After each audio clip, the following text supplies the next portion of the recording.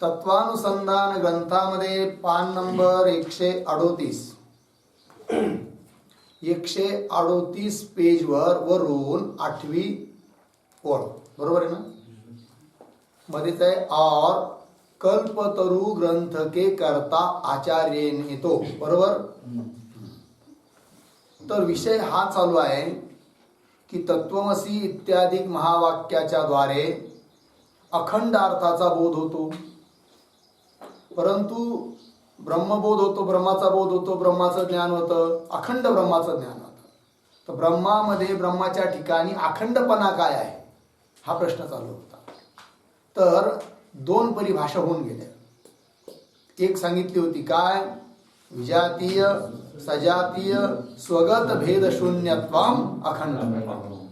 अर्थात विजातीय सजातीय स्वगत भेद रहित अशा अखंड एक रस ब्रह्माचं ज्ञान तत्वमसी इत्यादिक महावाक्याच्या द्वारे होतं.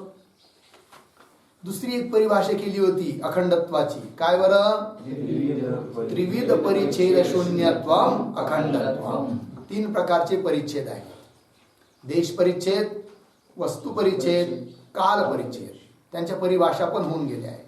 आणि त्या तिन्ही परिच्छेदाने जे रहित आहे असं ब्रह्म त्याला म्हणायचं अखंड ब्रह्म.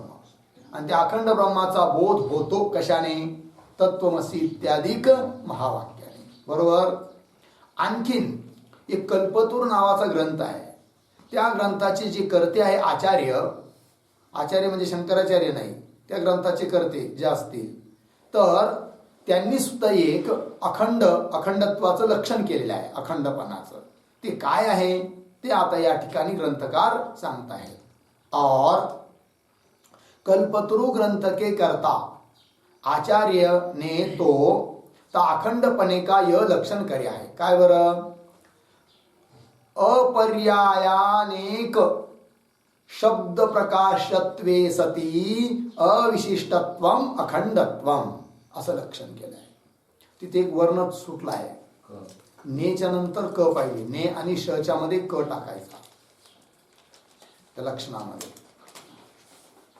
मग काय झालं, अपर्यायानेक शब्द, अपर्याय अनेक शब्द प्रकाशत्वे सती अविशिष्टत्व. म्हणजे अशी वस्तू की जी अनेक शब्दाच्या द्वारे प्रकाशित आहे, पण ज्या अनेक शब्दाच्या द्वारे ती वस्तू प्रकाशित आहे, ज्या अनेक शब्दाच्या द्वारे त्या वस्तूचं ज्ञान होत आहे, ते जे अनेक शब्द ते पर्याय असू नये, अपर्याय पाहिजे है की नाही. तर अपर्याय अशा अनेक शब्दाच्या द्वारे प्रकाशित असून प्रकाशनाचा विषय असून जी अविशिष्ट आहे, विशिष्ट नाही अशी वस्तू तिला आम्ही म्हणतो काय, अखंड. असं यांनी लक्षण केलं आहे. बघा आता पुढे अर्थ दिलाय. अर्थ यह अपर्याय तथा अनेक ऐसे जे शब्द कसे पाहिजे, अनेक पाहिजे. आणि पुन्हा ती परस्परात कसे पाहिजे, अपर्याय पाहिजे, पर्यायवाची असू नये. जसं घट कलश, घट आणि कलश पर्यायवाची शब्द आहे. घट आणि कलश दोन्ही शब्दाच्या द्वारे एकाच वस्तूचं जरी ज्ञान होत असलं घटाचं, तरी त्या घटाला किंवा घटाच्या ठिकाणी अखंडपणा म्हणता येत नाही. कारण अनेक शब्दाच्या द्वारे जरी ज्ञान होत असलं तरी ते अनेक शब्द कसे आहेत, पर्यायवाचे आहेत. घट कलश पर्यायवाचे आहेत. आपल्याला कसे पाहिजे, अपर्याय पाहिजे. ठीक आहे. तर अपर्याय तथा अनेक ऐसे जे शब्द है 3 शब्दों करके त्या शब्दांच्या द्वारे जो वस्तू प्रकाशित होवे, म्हणजे वस्तूचं ज्ञान होतं, प्रकाशित होते, ज्ञान प्रकाशित होवे. तथा विशिष्ट भाव ते रहित होवे, विशिष्ट पण ती वस्तू असू नये, अविशिष्ट. विशिष्ट भाव ते रहित होवे, सो वस्तू अखंड कया जावे. त्या वस्तूला म्हटल्या जातं काय, अखंड. उदाहरण देऊन सांगतात. तहा तत्वमसी अहम ब्रह्मास्मि इत्यादि महावाक्यों विषय स्थित जे तत्वम आदिक शब्द है, ते शब्द वाच्यार्थ के भेद ते अपर्याय भी है. आता उदाहरण घेतलं, तत्वमसी महावाक्य आहे. त्यात एक तत्पद आहे, त्वम पद आहे. तत् आणि त्वम एकापेक्षा अनेक झाले पद, म्हणून अनेक झाले. बरं, ते पर्यायवाची पण नाही आहे. कारण का तत्पदाचा वाच्यार्थ वेगळा आहे आणि त्वम पदाचा वाच्यार्थ वेगळा आहे. दोन्ही पदाचा वाच्यार्थ एक नाही आणि म्हणून ते काय नाहीत, परस्परात पर्याय नाही, आहे की नाही. दोन्ही पदाचा वाच्यार्थ जर एकच असेल तर त्या पदांना म्हटलं जातं काय, पर्यायी पद. घट कलश पर्यायी पद आहे. तसे तत् आणि त्वम हे पर्यायी पद नाही आहे, मग अपर्याय आहे. बघा आता, इत्यादिक महावाक्य विषय स्थित जे तत्व आदिक शब्द है ते शब्द वाच्यार्थ के भेदते, त्यांच्या वाच्यार्थामध्ये भेद असल्यामुळे अपर्याय भी है, अपर्याय आहे.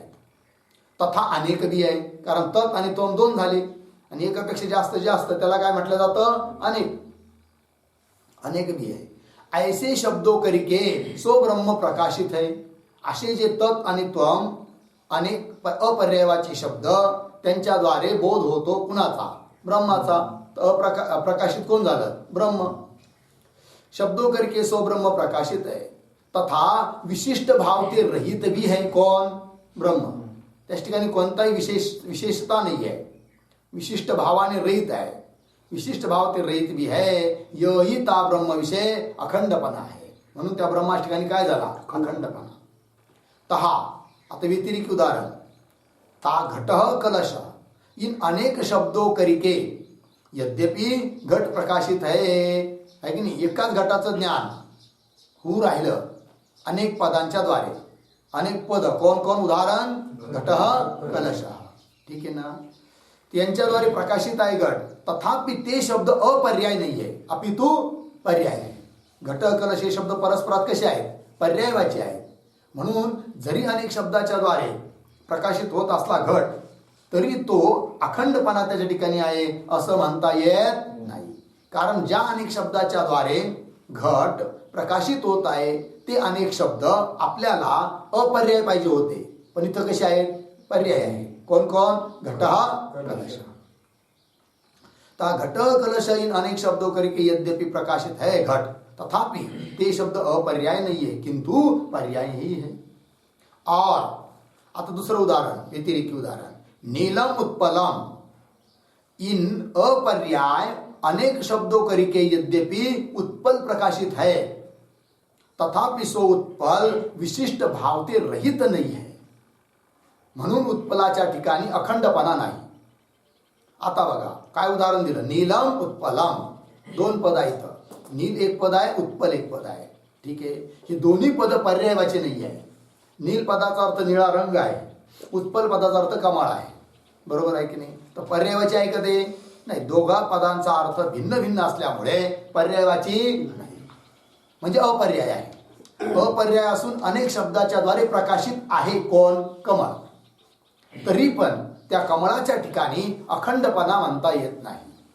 का बरं, तर अपर्याय अनेक शब्दाच्या द्वारे जरी कमळ प्रकाशित असलं तरी ते विशिष्ट भावाने रहित नाही आहे, तर विशिष्ट आहे. ते नीलत्व विशिष्ट कमळ आहे. नीलपणा त्याच्या ठिकाणी विशेषण आहे आणि विशेष झालं कोण, कमळ, म्हणून विशिष्ट झालं. आणि आपल्याला काय पाहिजे होतं, अविशिष्ट, विशिष्ट भावाने रहित. और नीलम उत्पल इन अपर्याय अनेक शब्दों करके यद्यपि उत्पल, उत्पल म्हणजे कमळ, प्रकाशित आहे म्हणजे त्याचं ज्ञान होतं. तथापि तरी पण सो उत्पल म्हणजे ते कमळ विशिष्ट भाव ते रहित नाही आहे, अपितु विशिष्ट भावाने युक्त आहे. किंतु नीलगुण विशिष्ट ही है. नीलगुण त्याच्या ठिकाणी विशेषण आहे आणि नीलगुणाने विशिष्ट आहे कोण, कमळ. विशेषणाने युक्त जो असतो त्याला काय म्हणतात, विशिष्ट. मग विशेषण कोण आहे इथं, नील. विशेष्य कोण आहे, कमल, उत्पल, आहे की नाही. मग कसं झालं ते उत्पल, नील विशिष्ट, नील आणि विशिष्ट झालं, विशेषणाने युक्त आहे असं त्याचा अर्थ. किंतु नील गुण विशिष्ट ही है याते, म्हणून तीन घट नील उत्पलादि को विषय, है कि नहीं, ता अखंडपणे के लक्षण की अतिव्याप्ती होवे नाही.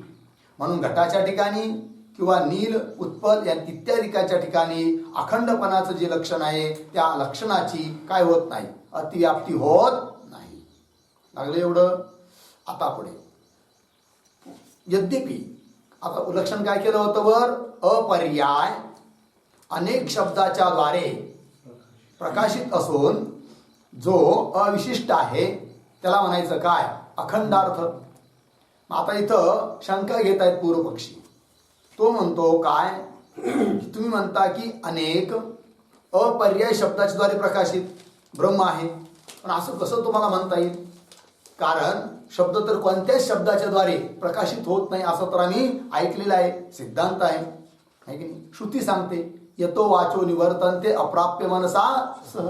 पंक्ती पहा, यद्यपि यतो वाचो निवर्तन्ते अप्राप्य मनसा सह. यत म्हणजे ज्याच्यापासून, वाच म्हणजे वाणी निवृत्त होते, प्राप्त न होताच मनासहित, ज्या परमात्म्यापासून मनासहित वाणी त्या परमात्म्याला प्राप्त न करताच काय होते, निवृत्त होते. ठाव न पवता जयाचा मनेसी मुरडा देवाचा. ठाव न पवता जयाचा मनेसी मुरडली वाचा. बघा या श्रुतीचाच अनुवाद आहे. तुकारामार्थ वाक्य ना, ज्ञानोबरांची काय होय. यद्यपि यतो वाचो निवर्तन्ते अप्राप्य मनसा स इत्यादि श्रुतियों ने ब्रह्म को मन वाणी का अविषय काय आहे. पूर्वपक्षी म्हणतोय ब्रह्म कसा आहे, मन वाणीचा अविषय आहे. याते ता ब्रह्म विषय साक्षात शब्द प्रकाशत्व संभवता नाही आहे नाही. ब्रह्म हे कोणत्याच शब्दाच्या द्वारे प्रकाशित नाही आहे. प्रकाशत्व ब्रह्माच्या ठिकाणी कसं असू शकेल, आणि जर ब्रह्माच्या ठिकाणी प्रकाशत्व नाही तर हे लक्षण तुम्ही कसं काय घटित करणार ब्रह्माच्या ठिकाणी. कोण म्हणतोय, पूर्वपक्षी. याते ता ब्रह्म विषय साक्षात शब्द प्रकाशत्व संभवता नाही. यद्यपि पासून शंका झाली, अभ्युपेत्य पर्यायाला म्हणतात. स्वतः शंका उचलून त्याचं उत्तर द्यायचं. तो उत्तर देत आहे, तथापि वाच्यार्थभूत माया अंतकरण द्वारा लक्षणावृत्ती करिके ता ब्रह्म विषय शब्द प्रकाशत्व संभव आहे. उत्तर दिलं की जरी त्या ब्रह्माच्या ठिकाणी साक्षात शब्द प्रकाशत्व नाही आहे, तरी पण लक्षणावृत्तीच्या द्वारे पदाच्या ठिकाणी पदांची लक्षणा करून त्या लक्षणावृत्तीच्या द्वारे ब्रह्माचा बोध होतो ना, आणि म्हणून लक्षणावृत्तीच्या द्वारे प्रकाशत्व आहे कुठं, ब्रह्माच्या ठिकाणी. तथापि वाच्यार्थभूत माया है, तत्पदाच्या वाच्यार्थाच्या अंतर्गत माया येते है की नाही. त्वम पदाच्या वाच्यार्थाच्या अंतर्गत कोण येतं, अंतःकरण. पंक्ती पहा, तथापि वाच्यार्थभूत माया अंतःकरण द्वारा, माया आणि अंतःकरणांच्या माध्यमाने लक्षणावृत्ती करिके भागत्याग लक्षणा केली जाते.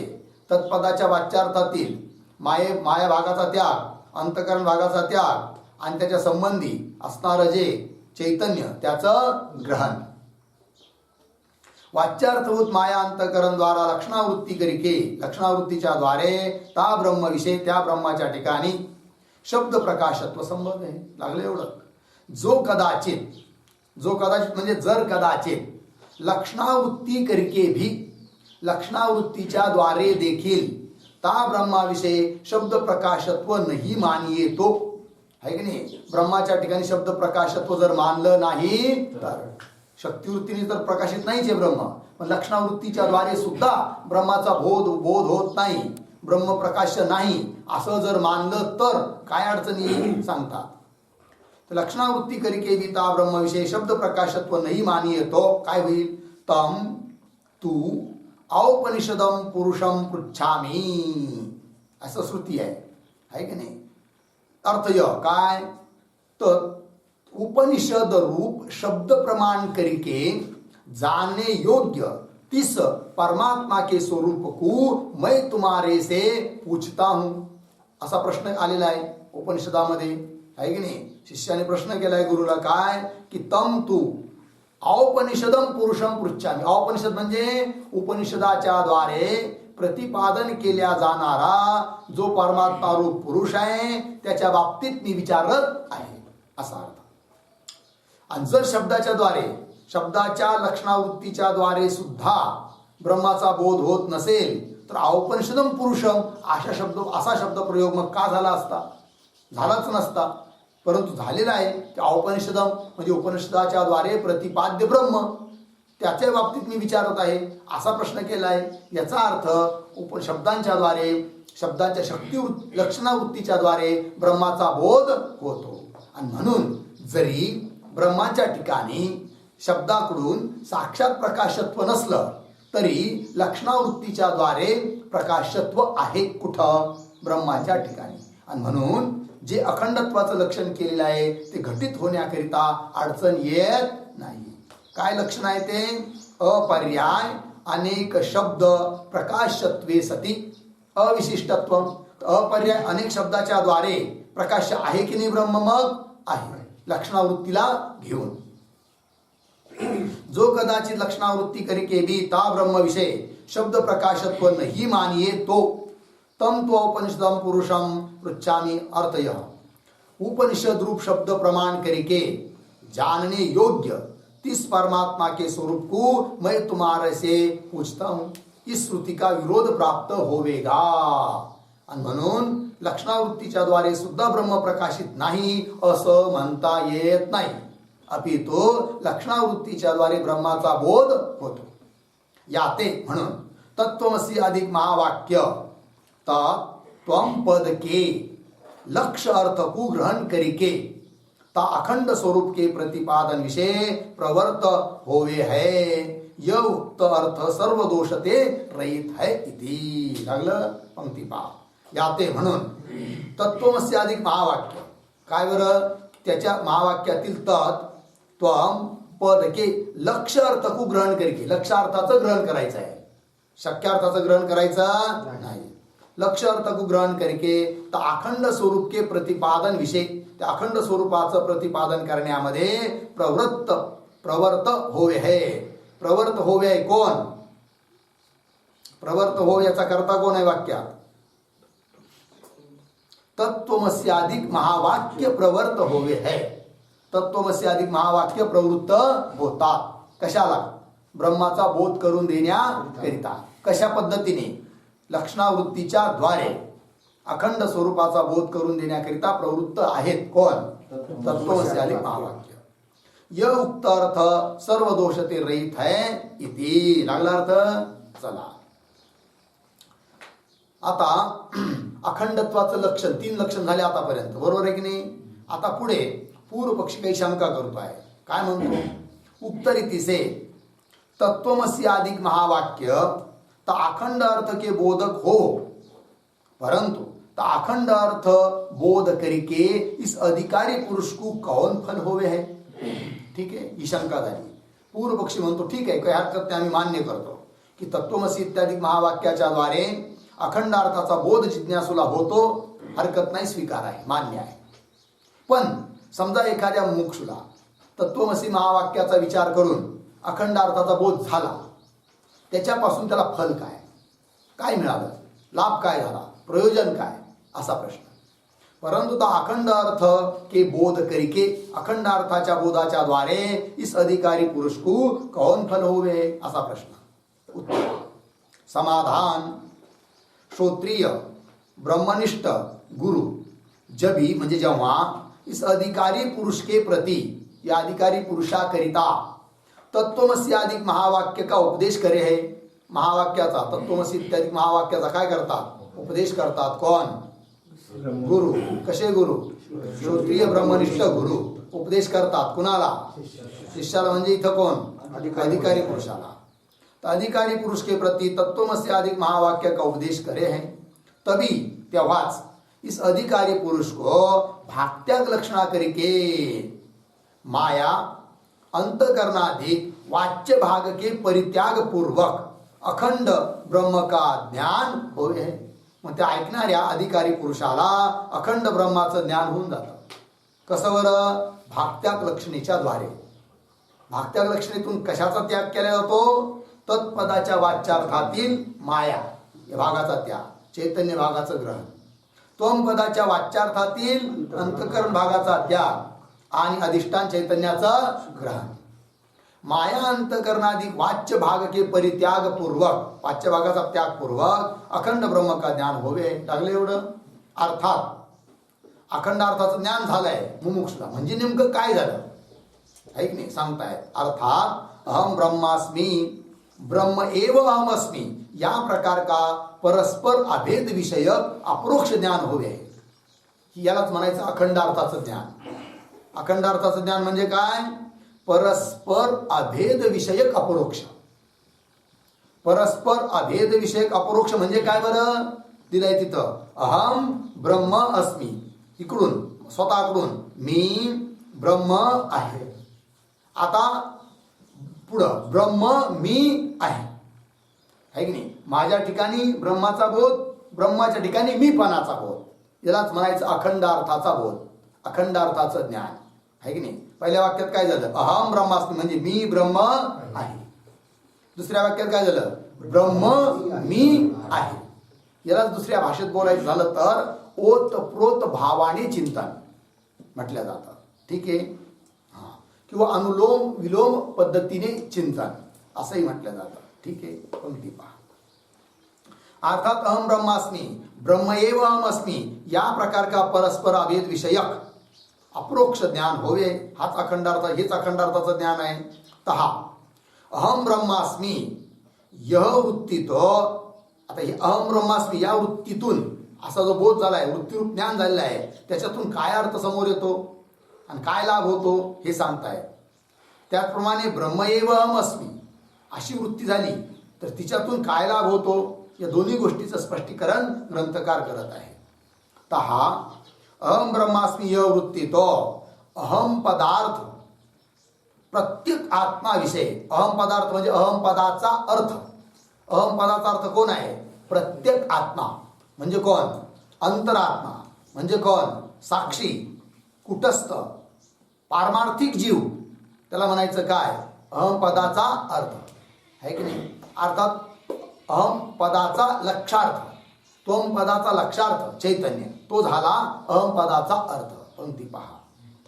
अहम ब्रह्मास्मी वृत्ती तो अहम पदार्थ कोण? प्रत्येक आत्मा विषय त्याच्या ठिकाणी ब्रह्म के अभेद कु विषय करे है. ब्रह्माचा अभेद कुठं? अहम पदाचा जो अर्थ प्रत्येक आत्मा त्याच्या ठिकाणी ब्रह्माचा अभेद आहे की नाही? आणि पुढचं वाक्य ब्रह्म एव अहम अस्मी, याच्या ठिकाणी याच्यामधून काय? ब्रह्माच्या ठिकाणी अहम पदाच्या अर्थाचा अभेद. लक्षात येऊ राहिलं नाही? ब्रह्माच्या ठिकाणी म्हणजे ब्रह्माबरोबर अहम पदाच्या अर्थाचा अभेद.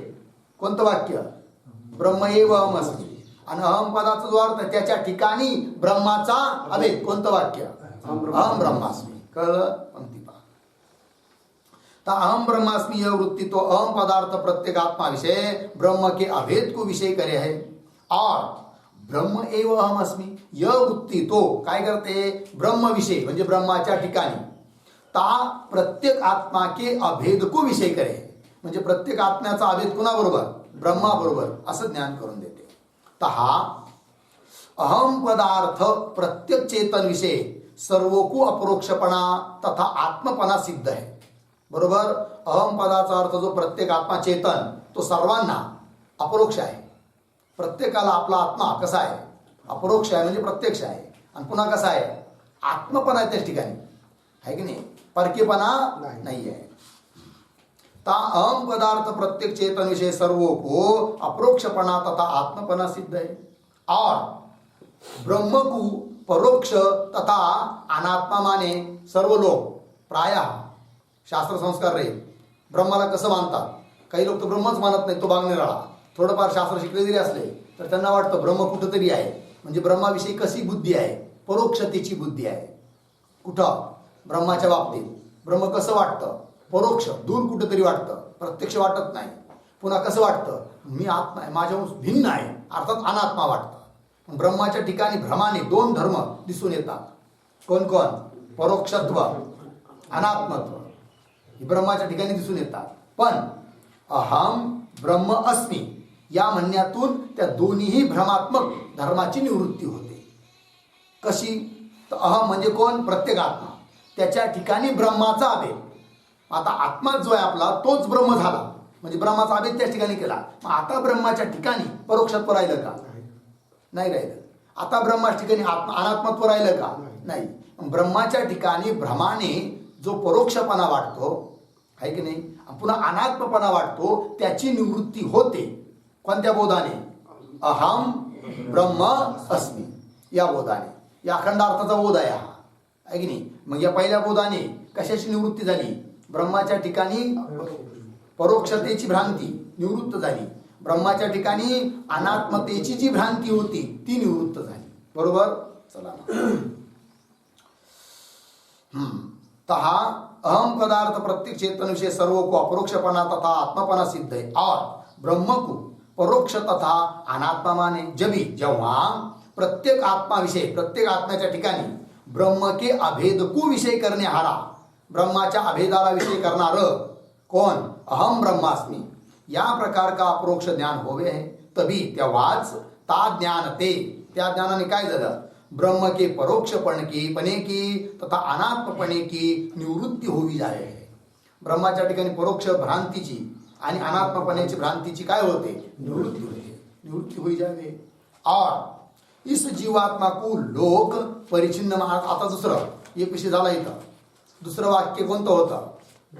ब्रह्म एव अहम अस्मि, आहे की नाही? या बोधाने कशाची निवृत्ती होते? कोणत्या भ्रमाची निवृत्ती होते?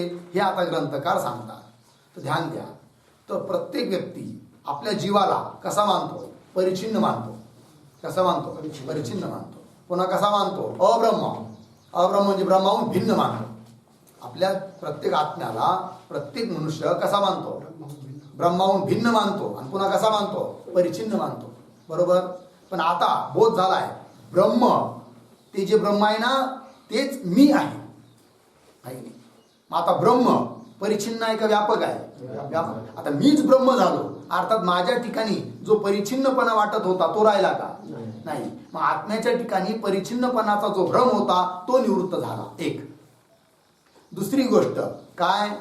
की मी ब्रह्माहून वेगळा आहे. ब्रह्म कोणीतरी आहे पण माझ्या ठिकाणी काय आहे? मी जीव आहे, अब्रह्म आहे. ही जी भ्रांती आहे ती सुद्धा निवृत्ती होते. कारण माझा प्रत्येक आत्माच काय आहे? ब्रह्म आहे. मग स्वतःच्या ठिकाणी जो अब्रह्मपणा होता तो भ्रम सुद्धा निवृत्त होतो. बरोबर आहे की नाही? पंक्ती पहा. और इस जीवात्मा को लोक परिचिन्न माने है तथा अब्रह्म रूप माने है. लागले एवढं? जबी म्हणजे जेव्हा ता ब्रह्म विषय त्या ब्रह्माच्या ठिकाणी इस जीवात्मा के अभेद को विषय करणे हारा, जीवात्म्याच्या अभेदाला विषय करणार ज्ञान करणे हारा. ब्रह्मएव अहम अस्मि, ब्रह्मच मी आहे. या प्रकार का अपरोक्ष ज्ञान उत्पन्न होवे है. तभी तेव्हाच ता ज्ञान ते त्या ज्ञानाच्या सामर्थ्याने काय होतं? इस जीवात्मा के परिचिन्नपणे की तथा अब्रह्मपणे की निवृत्ती होवी जावे. स्वतः आपल्या जीवाच्या ठिकाणी जो भ्रम होता परिचिन्नपणाचा, अब्रह्मपणाचा, तो भ्रम निवृत्त होतो. कोणत्या ज्ञानाने? ब्रह्मएव अहम अस्मि. आता ध्यानात घ्या. अहम ब्रह्मास्मी या ज्ञानाने कोणता भ्रम निवृत्त झाला? ब्रह्माच्या ठिकाणी परोक्षपणाचा भ्रम आणि अनात्मपणाचा भ्रम निवृत्त झाला. ब्रह्म एव अहम अस्मि या वृत्तीने कोणता भ्रम निवृत्त झाला? परिचिन्नतेचा भ्रम. स्वतःच्या ठिकाणी परिचिन्न वाटत होता की नाही? परिचिन्नतेचा भ्रम निवृत्त झाला. आणखीन अब्रह्मपणाचा भ्रम निवृत्त झाला. प्रश्न काय होता? अखंड अर्थाचा बोध झाला असता साधकाला मुमुक्षुला काय फल प्राप्त होते? तर हे फल की अध्यासाची निवृत्ती, भ्रमाची निवृत्ती. चला पुढे. ब्रह्म एवं अस्मि या प्रकार का अपरोक्ष ज्ञान उत्पन्न होवे तभी ता ज्ञान ते इस जीवात्मा के परिचिन्नपणे की तथा अब्रह्मपणे की निवृत्ती होई जावे है. लागलं? या ते इस अधिकारी पुरुषने, म्हणून या अधिकारी पुरुषाने काय करावं? ब्रह्मविषय परोक्षत्व अनात्मत्व शंका की निवृत्ती करणे वास्ते ब्रह्माविषयक जे परोक्षपणाने अनात्मपणा वाटतो ती शंका निवृत्त होण्याकरिता तथा आपण आत्माविषयी आपल्या स्वरूपाच्या ठिकाणी आत्म्याच्या ठिकाणी परिचिन्नत्व अब्रह्मत्व शंका की निवृत्ती करणे वास्ते काय करावं? अहम ब्रह्मास्मी ब्रह्मएव अहम अस्मि या प्रकार ते आत्मा ब्रह्म का परस्पर अभेद निश्चय करणार. आत्मा आणि ब्रह्म यांचा परस्पराविषयी काय करायचा? अभेद निश्चय करायचा. म्हणजे भ्रम निवृत्त होतो. आणि अशा प्रकारचा अभेद निश्चय करणं म्हणजेच अखंडार्थाचा बोध आहे. आणि अखंडार्थाचा बोध झाला असता भ्रांतीची निवृत्ती झाली दोन्ही ठिकाणची. हे त्याला फल भेटलं. या प्रकार ते आत्मा ब्रह्म का परस्पर अभेद निश्चय करना. इस प्रकार तत्वमसी आदि महावाक्यो ते जन्य, अशा प्रकारे तत्वमसी इत्यादी महावाक्यापासून उत्पन्न जो अखंड ब्रह्माकार अपरोक्ष वृत्ती है, अखंड ब्रह्माला विषय करणारी जी अपरोक्ष वृत्ती है, त्या अपरोक्ष वृत्तीरूप ज्ञान करिके, त्या अपरोक्ष वृत्तीरूप ज्ञान झालं म्हणजे कोणतं ज्ञान झालं? ब्रह्मैव अहम अस्मि, अहमेव ब्रह्म अस्मि. तर अपरोक्ष वृत्तीरूप ज्ञान करिके कार्य प्रपंच सहित है की नाही अज्ञान रूप अनर्थ की निवृत्ती होवे आहे. कार्य प्रपंच सहित, प्रपंचासहित, जन्ममरणाधिक संसार सहित अज्ञान रूपी अनर्थाची काय होते? निवृत्ती होते. कार्य प्रपंच सहित अज्ञान रूप अनर्थ की निवृत्ती होवे आहे. तथा आणखीन यह प्रत्येक आत्मा अखंड एक रस ब्रह्मानंद रूप करके स्थित होवे आहे. हा जो प्रत्येक आत्मा आहे ना, तो काय होतो? आनंद रूपाने स्थित होतो. कोणता तो आनंद? अखंड एक रस जो ब्रह्मानंद, त्या ब्रह्मानंद रूपाने स्थित होतो. थोडक्यात काय? समस्त अनर्थाची निवृत्ती, मूलसहित अनर्थाची निवृत्ती आणि परमानंदाची प्राप्ती होते, म्हणजेच मोक्षाची प्राप्ती होते. अखंड अर्थाचा बोध झाला असता. त्याच्याकरिता श्रुती प्रमाण. ता श्रुती तरति शोकम आत्मवेद, आत्मवेत्ता शोकाला तरुण जातो.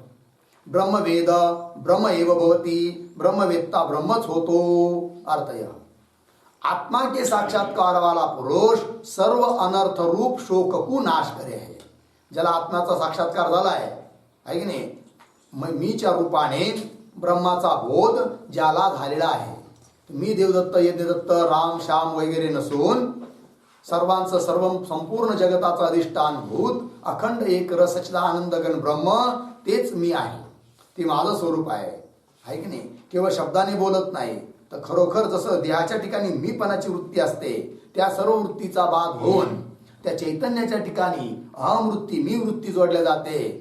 आणि जेव्हा असा बोध उत्पन्न होतो तेव्हा सर्व अनर्थाची काय झाली आहे? निवृत्ती झाली आहे. आत्मा के साक्षात्कार वाला पुरुष सर्व अनर्थ रूप शोक को नाश करे और अहम ब्रह्मास्मि या प्रकार ब्रह्म को अपना आत्मा रूप करके जानने हारा. ब्रह्मालाच ब्रह्मच माझा आत्मा आहे असं ब्रह्माला आत्मरूपाने जाणणारा पुरुष, आत्मारूप करके जानने हारा विद्वान पुरुष ब्रह्मरूपही होवे. ब्रह्मविद ब्रह्म एव भवति इत्यादि अनेक श्रुतिया ता ब्रह्मवेत्ता पुरुष को ता ब्रह्म साक्षात करके अज्ञान की निवृत्ति तथा ब्रह्मानंद की प्राप्ति रूप फल कथन करे है. अशा रीतीने अनेक श्रुती काय सांगतात? त्या ब्रह्मवेत्त्या पुरुषाच्या ठिकाणी काय? त्या ब्रह्म साक्षात्कार झाला असता अज्ञानाची निवृत्ती आणि ब्रह्मानंदाची प्राप्ती अर्थात मोक्ष. कारण हेच मोक्षाचं स्वरूप आहे. समस्त अनर्थाची निवृत्ती आणि परमानंदाची प्राप्ती यालाच म्हणतात काय? मोक्ष. अर्थात मोक्षाची प्राप्ती होते.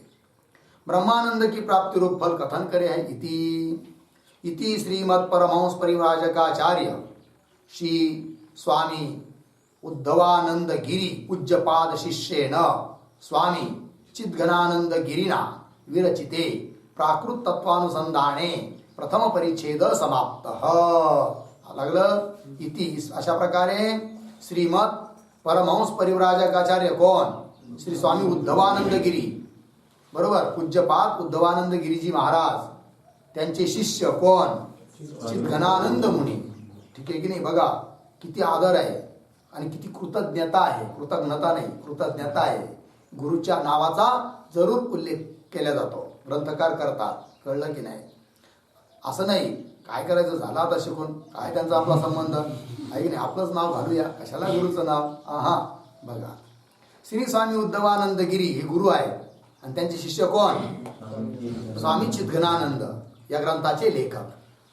स्वामी उद्धवानंद गिरी पूज्यपाद शिष्येन स्वामी चिद्घनानंद गिरीना, चिद्घनानंद गिरी महाराज यांच्याद्वारे विरचित निर्माण केला गेलेला जो ग्रंथ आहे तत्वानुसंधान, प्राकृत भाषेत लिहिला गेलेला तत्वानुसंधान ग्रंथ, त्याच्यामध्ये असलेला हा प्रथम प्रकरणात्मक प्रथम परिच्छेद या ठिकाणी समाप्त झाला. श्री गुरुभ्यो नमः, श्री शंकराचार्येभ्यो नमः, श्री काशी विश्वेश्वराभ्य नमः इति श्री स्वामी चिद्गणानंद गिरी कृत प्राकृत तत्वानुसंधाने प्रथम परिच्छेद समाप्त. 4 परिच्छेद आहे, त्यापैकी पहिला परिच्छेद झाला. अजून किती बाकी आहे? 3 परिच्छेद बाकी आहे. बरोबर. त्या अगोदर आता आपण थोडे शीर्षक बाकी आहेत बघा.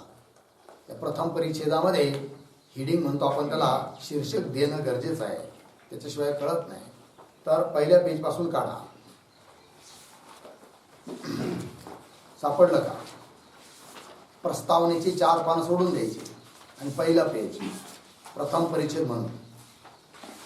तर काही मला वाटतं काही शीर्षक लिहिले आहेत आपण, फक्त त्याचा उल्लेख करून जाऊया आणि मग जिथून लिहायची बाकी ती लिहूया. तर पेज नंबर पहिलं सापडलं का? तर 1 ओळ सोडून दुसऱ्या ओळीच्या वर श्लोक श्री गुरु चरण द्वंद्व आलं की नाही, त्याच्यावर लिहायचं मंगलाचरण. हे झालं पहिलं शीर्षक. त्या पहिल्या पेजवर पुन्हा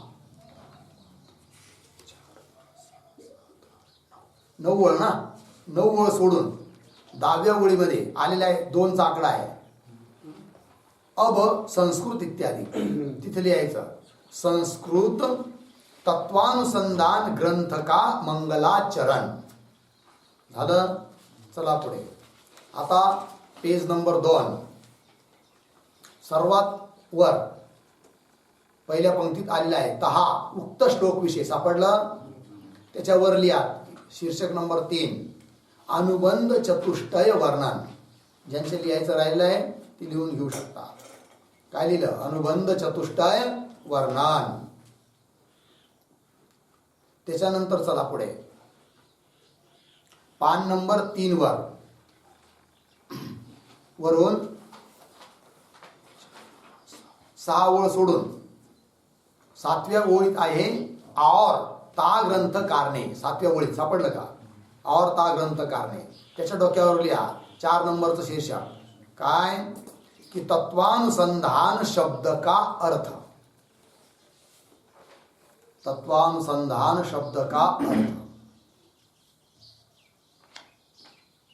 नंतर त्याच्याच खाली 2 ओळी सोडून आलयामध्ये शंका. त्याच पेजवर त्या शीर्षकाच्या खाली 4 नंबरचं जे शीर्षक दिलं की नाही, त्याच्या खाली 2 ओळी सोडून 3ऱ्या ओळीत आहे शंका. सापडली का? त्याच्यावर 5 नंबरचं शीर्षक द्या तत्वानुसंधान की मंगल रूपता विषय प्रमाण. तत्वानुसंधान की मंगल रूपता विषय प्रमाण. झालं. चला आता पुढे पेज नंबर 4 वर जाऊया.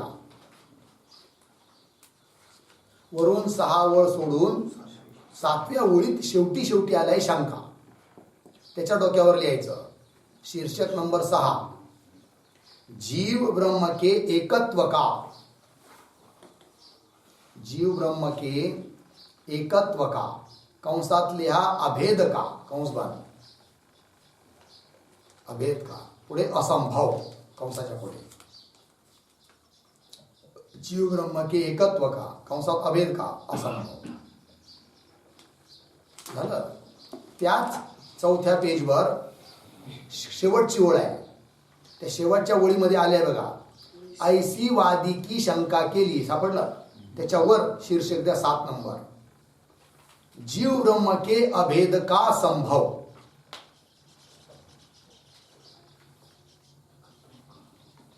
जीव ब्रह्म के अभेद का संभव किंवा जीव ब्रह्म की एकत्व का संभव एकच आहे. चला पुढे. आता पुढे जाऊया. पेज नंबर 5 5व्या पेजवर खालून 4 ओळी सोडून द्या. 4थ्या ओळीमध्ये आले खालून 4थ्या ओळीमध्ये आलंय मध्येच आलंय बघा किंवा मै. सापडलं. तिथं 8 नंबरचं शीर्षक प्रपंच का मिथ्यापणा. प्रपंच का मिथ्यापणा. चला पुढे जाऊया. पुढे पेज नंबर 6 पेज नंबर 6 वर वरून 1 ओळ सोडून द्या. दुसऱ्या ओळीमध्ये आलाय किंवा. सापडलं का? त्याच्यावर शीर्षक द्या 9 नंबर जीव ब्रह्म के भेद का खंडन, जीव ब्रह्म के भेद का खंडन। ठीक, पुढचं पेज,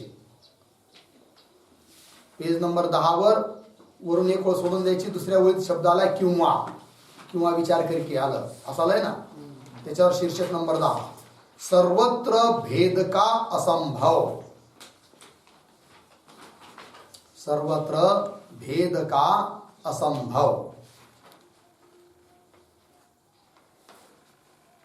ठीक आहे, आता पुढे जाऊया, पुढे डायरेक्ट पेज नंबर 10 वर जायचं, सापडलं का? पेज नंबर 10 वरून 4 ओळी सोडून द्यायच्या, 5व्या ओळीत आलंय शंका, मध्येच शंका ब्रह्म अनित्य, सापडलं? तिथं त्या शंकेच्या वर शीर्षक द्या, गुरु भक्ति के बिना, गुरु भक्ति के बिना तत्व स्मरण का असंभव, गुरु भक्ति के बिना तत्व स्मरण का असंभव। झालं? चला पुढचं 11वं पेज, वरून 2 ओळी सोडून द्या, तिसऱ्या ओळीत आलाय शंका, मध्येच त्या शंका याच्यावर शीर्षक द्या, पूर्व पक्षी के अनुसार, पूर्व पक्षी के अनुसार स्थूल देह की आत्मता, स्थूल देह की आत्मता। ठीक आहे, त्याच 11व्या पेजवर वरून 7 ओळी सोडून 8व्या ओळीत आलंय समाधान, शेवटी शेवटी आलंय समाधान, त्याच्यावर लिहा, स्थूल देह की अनात्मता, स्थूल देह की अनात्मता। झालं? कंसात लिहा, स्थूल देह के आत्मता का खंडन, स्थूल देह के आत्मता का खंडन। ठीक आहे, जाऊया पुढे, शीर्षक नंबर ध्यानात ठेवा बरं का, 13 झाला आता। आता पुढे जाऊया पेज नंबर 13 वर। ठीक आहे, वरून 7 ओळी सोडून 8व्या ओळीत आहे शंका, तर त्या शंका त्याच्यावर लिहा शीर्षक, 14 नंबरचं शीर्षक आहे, पूर्व पक्षी के अनुसार,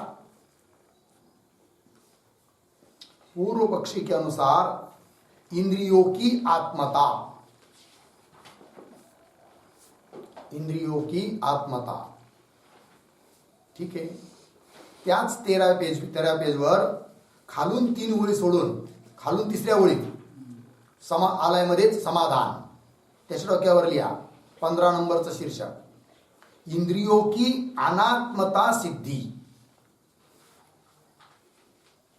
किंवा इंद्रियों में अनात्मता सिद्धि, इंद्रियों में अनात्मता की सिद्धि। झालं? पुढे जाऊया, किती शीर्षक झाले? 15 झाले ना।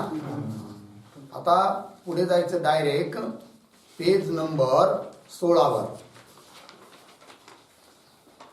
पहिली ओळ सोडून द्या, दुसऱ्या ओळीत आलाय शंका, त्याच्या डोक्यावर लिहा 16 नंबरचं शीर्षक, पूर्व पक्षी के अनुसार प्राण आत्मा है,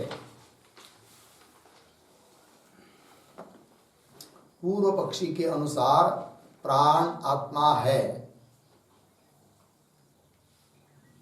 ठीक, चला त्याच 16व्या पेजवर वरून 5 ओळी सोडून द्यायच्या, 6व्या ओळीत आलाय समाधान, समाधान त्याच्या डोक्यावर लिहा प्राण की आत्मता का खंडन, प्राण की आत्मता का खंडन। झालं? चला पुढे पेज नंबर 17 वर जावा, 17 वर वरून 5 ओळी सोडून द्यायच्या, 6व्या ओळीमध्ये शेवटी आलाय शंका, त्या शंका याच्या डोक्यावर लिहा शीर्षक नंबर 18, पूर्व पक्षी के अनुसार विज्ञान रूप बुद्धि की आत्मता। पूर्व पक्षी के अनुसार विज्ञान रूप बुद्धि की आत्मता, बरोबर। त्याच पेजवर त्या शीर्षकाच्या खाली 1 2 3 4 ओळी सोडून आलाय बघा, काय? बुद्धी नाहम। तर आपण समाधान शब्द पण लिहिला आहे हाताने, त्याच्या डोक्यावर लिहा 19 नंबरचं शीर्षक, नाही 19 नंबरचं शीर्षक, विज्ञान रूप बुद्धि की अनात्मता। विज्ञान रूप बुद्धि की अनात्मता। त्याच्यानंतर पुढे जाऊया, पेज नंबर 18। 18व्या पेजवर वरून 4 ओळी सोडायच्या आणि 5व्या ओळीत शेवटी आलेल्या आहे शंका, त्याच्या डोक्यावर लिहा, पूर्व पक्षी के अनुसार आनंदमय शब्द वाच्य, आनंदमय शब्द वाच्य अज्ञान की आत्मरूपता, अज्ञान की आत्मरूपता। झालं? चला, त्याच पेजवर त्या शीर्षकाच्या खाली 4 ओळी सोडून 5व्या ओळीत आलाय समाधान, आहे ना? समाधान लिहिलंय आपण हाताने, त्याच्यावर लिहा 21 नंबरचं शीर्षक, आनंदमय रूप अज्ञान की अनात्मता। आनंदमय रूप अज्ञान की अनात्मता। चला, पेज नंबर 19 वरून 6 ओळी सोडून द्यायच्या, 7व्या ओळीत आली शंका सुरूलाच, त्या शंका त्याच्या डोक्यावर लिहा, आत्मरूपता का निर्धारण, आत्मरूपता का निर्धारण। झालं? 22 नंबरचं शीर्षक झालं। आता ह्याच 19 नंबरच्या पेजवर खालून 6 ओळी सोडून, आहे की नाही, 6व्या ओळीत, खालून 6व्या ओळीत शंका आलाय मध्यभागी, त्या शंका त्याच्या डोक्यावर लिहा, साक्षी आत्मा की, साक्षी आत्मा की ब्रह्मरूपता विषय अविरोध, अविरोध। झालं? पुढे जाऊया, पुढे पेज नंबर 20। 20व्या पेजवर खालून 4 ओळी सोडून, म्हणजे खालून 4थ्या ओळीत मध्ये चालाय अब, अपना इत्यादी, त्याच्यावर लिहा 24 नंबरचा शीर्षक, ब्रह्म का स्वरूप तथा तटस्थ लक्षण, ब्रह्म का स्वरूप तथा तटस्थ लक्षण।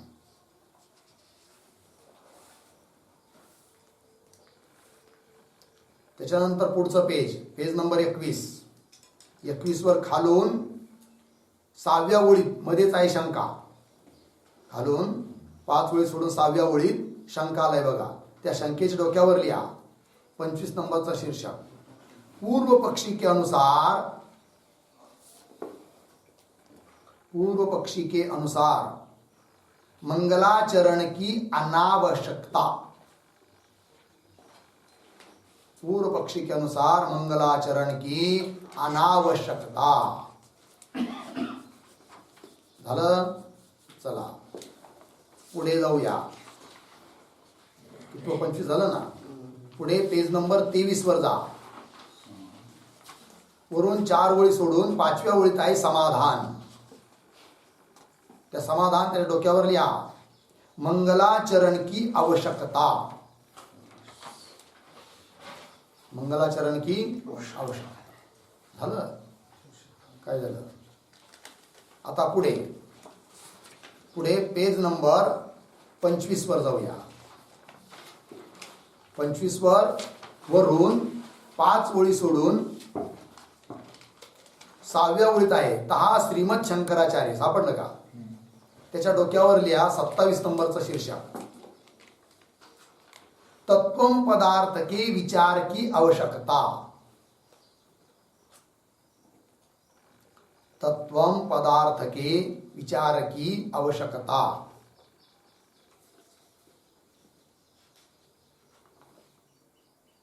तत्वम पदार्थके विचार की आवश्यकता. झालं. आता जाऊया पेज नंबर 27 वर. 27 वर वरून 3 6 7 8 वळी सोडून द्यायच्या वरून, आणि 8 वळी सोडल्यानंतर 9व्या वळीत आहे शंका मध्येच, त्याच्या डोक्यावर टाका. पूर्व पक्षी के अनुसार मोक्ष का असंभव. 28 नंबरचं हेडिंग. पूर्व पक्षी के अनुसार मोक्ष का असंभव. पूर्व पक्षी के अनुसार मोक्ष का असंभव. आता पुढे 28 पेज. 28 पेजवर सर्वात शेवटची वळ मध्यभागी आलाय समाधान. त्याच्या डोक्यावर लिहा मोक्ष का संभव. मोक्ष का संभव.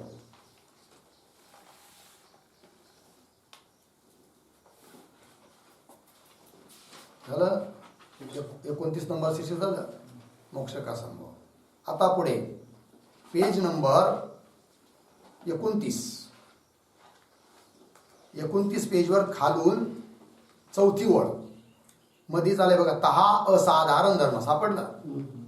त्याच्यावर द्या, त्याच्या डोक्यावर 30 नंबरचं शीर्षक लक्षण की आवश्यकता तथा भेद. लक्षण की आवश्यकता तथा भेद.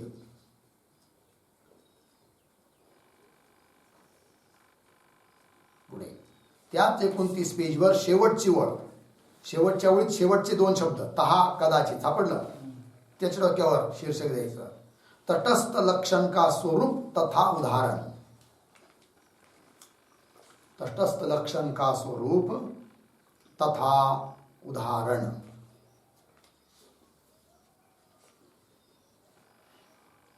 झालं. चला पुढे पेज नंबर 30 वर जा. 30 पेजवर खालून 6 ओळी सोडून खालून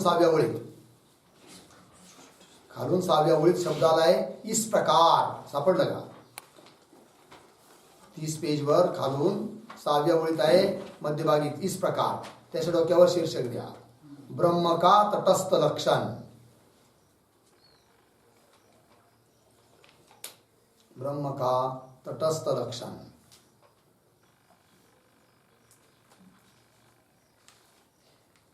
त्याच्यानंतर पेज नंबर डायरेक्ट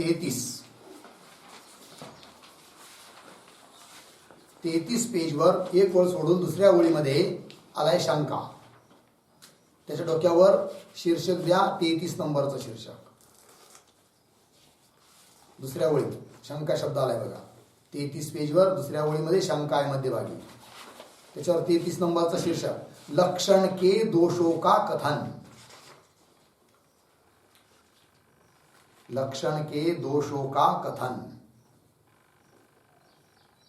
झालं. त्याच 33 नंबरच्या पेजवर शेवटची ओळ. शेवटच्या ओळीत आहे शंका. तिच्या डोक्यावर लिहा 34 नंबरचा शीर्षक ब्रह्म में जगत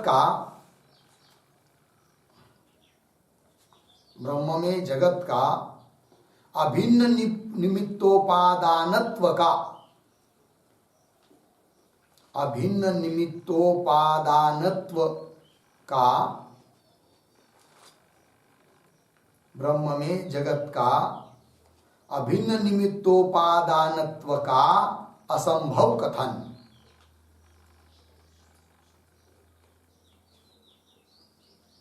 असंभव कथन. ठीक आहे. ब्रह्म में जगत का है ना, जगत का ऐवजी जगत के केलं तरी चालतं. ब्रह्म में जगत के अभिन्न निमित्तोपादानत्व का असंभव कथन. झालं. चला पुढे. आता पुढे जाऊया पेज नंबर 34. शेवटची ओळ. शेवटच्या ओळीमध्ये अर्ध्यामध्ये आलंय बघा समाधान. त्याच्या डोक्यावर द्या 35 नंबरचं शीर्षक शीर्षक आहे ब्रह्म ही जगत का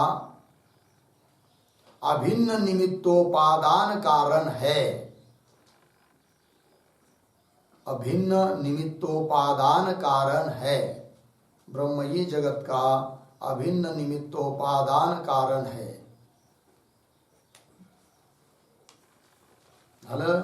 चला आता पुढे जाऊया पेज नंबर 36 पेजवर वरून 3 ओळी सोडून द्यायच्या। चौथ्या ओळीत आलाय शंका। त्या शंकेच्या डोक्यावर लिहा श्रुति सूत्र के अनुसार। 36 नंबरचं शीर्षक श्रुति सूत्र के अनुसार ब्रह्म ही जगत का कारण है। श्रुति सूत्र के अनुसार ब्रह्म ही जगत का कारण है।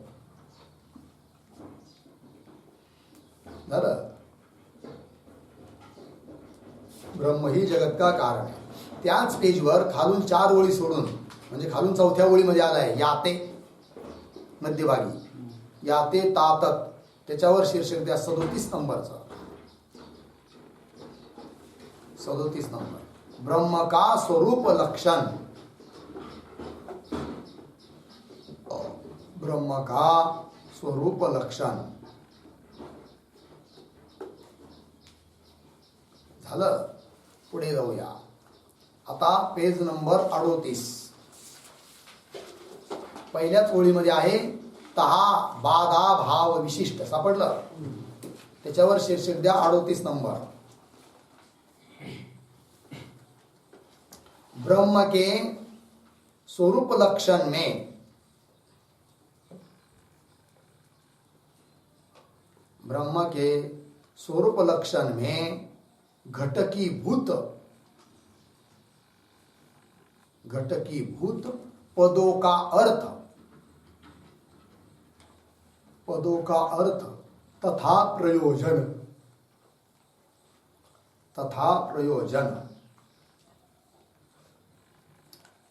ब्रह्म के स्वरूप लक्षण में घटकीभूत पदों का अर्थ तथा प्रयोजन झालं।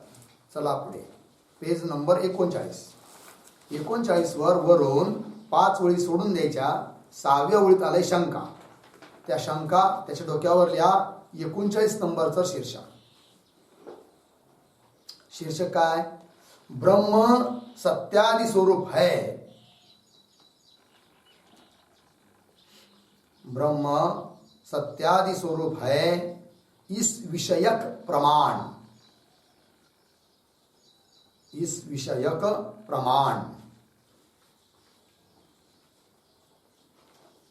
ठीक आहे चला पुढे आता पुढे जाऊया पेज नंबर 40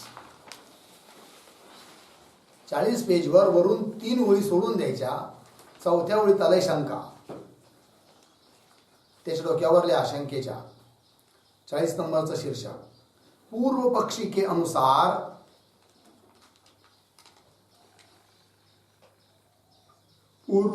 अनुसार ब्रह्म के तटस्थ लक्षण का असंभव। ब्रह्म के तटस्थ लक्षण का असंभव। पूर्व पक्षी के अनुसार ब्रह्म के तटस्थ लक्षण का असंभव झालं। चला आता पेज नंबर 41 पेजवर खालून 3ऱ्या ओळीत आहे शेवटी इस प्रकार की सापडलं इस प्रकार की त्याच्या डोक्यावर लिहा 41 नंबरचं शीर्षक ब्रह्म के तटस्थ लक्षण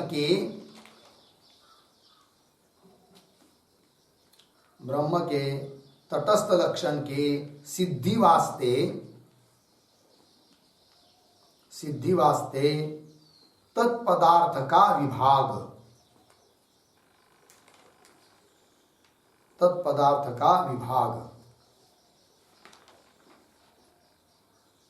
चला पुढे पेज नंबर 42 पेजवर वरून 3 ओळी सोडून द्यायच्या। आणि चौथ्या ओळीच्या सुरुवातीलाच आहे इहा य तात्पर्य आहे. सापडलं? त्याच्या डोक्यावर शीर्षक द्या 42 नंबरचं.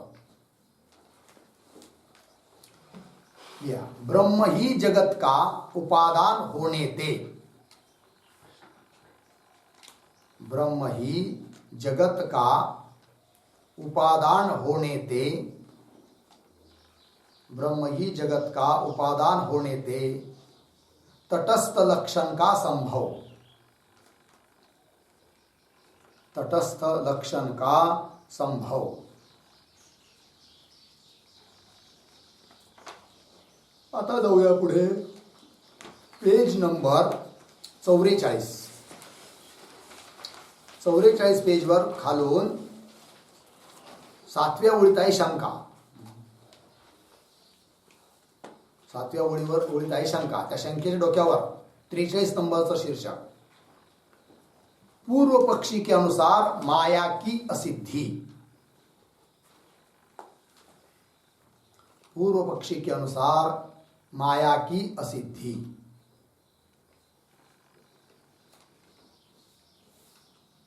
झालं? चला पुढे पेज नंबर 46. 46 पेजवर खालून 7वी ओळ. 7व्या ओळीमध्ये आलाय मध्येच अबस्वरूप लक्षण. सापडलं? त्याच्या डोक्यावर शीर्षक द्या 44 नंबरचं शीर्षक माया का निरूपण करने वास्ते. माया का निरूपण करने वास्ते परमात्मा में अध्यास का निरूपण. परमात्मा में अध्यास का निरूपण. ठीक है, परमात्मा में अध्यास का निरूपण. त्याच पेजवर 46 पेजवर खालून 3री ओळ मध्ये चालय बघा शंका. खालून 3ऱ्या ओळीमध्ये आहे शंका. त्या शंकेच्या डोक्यावर लिहा 45 नंबरचं शीर्षक चेतन में अचेतन कल्पित है. चेतन में अचेतन कल्पित है इस विषयक प्रमाण विचार. इस विषयक प्रमाण विचार.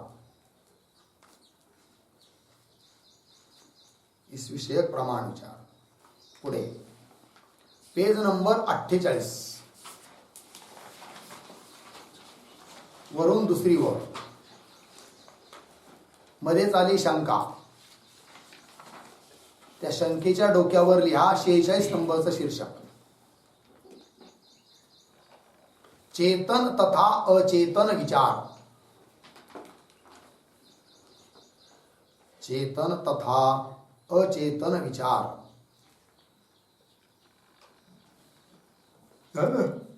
चला आता पेज नंबर 49. 49 पेजवर खालून 7व्या ओळीत आहे, नाही 6व्या ओळीत आहे शंका. 49 पेजवर खालून 6व्या ओळीत आहे शंका मध्येच. तिच्या डोक्यावर लिहा अज्ञान का स्वरूप विचार. 47 नंबरचं शीर्षक अज्ञान का स्वरूप विचार.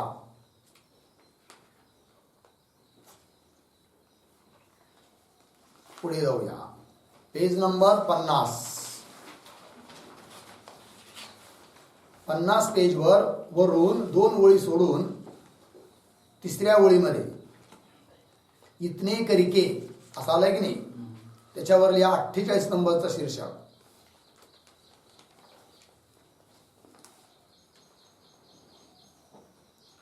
अज्ञान का लक्षण विचार. अज्ञान का लक्षण विचार.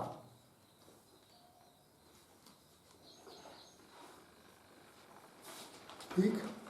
त्याच्यानंतर पुढे जाऊया पेज नंबर 52.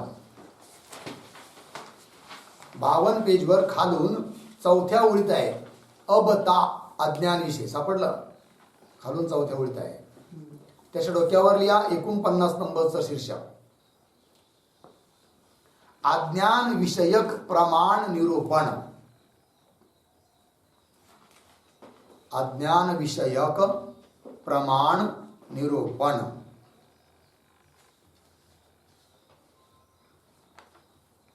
चला आता त्याच्यानंतर पेज नंबर 54. 54 वर पहिल्याच ओळीत शेवटी आलाय अब ता अज्ञान के. सापडला का?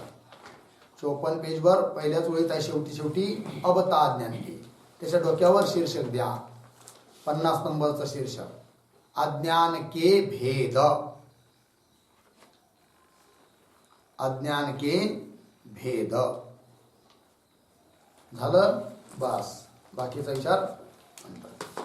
ओम पूर्णमदः पूर्णमिदं पूर्णात् पूर्णमुदच्यते पूर्णस्य पूर्णमादाय पूर्णमेवावशिष्यते. ओम शांति शांति शांति. शंकराचार्य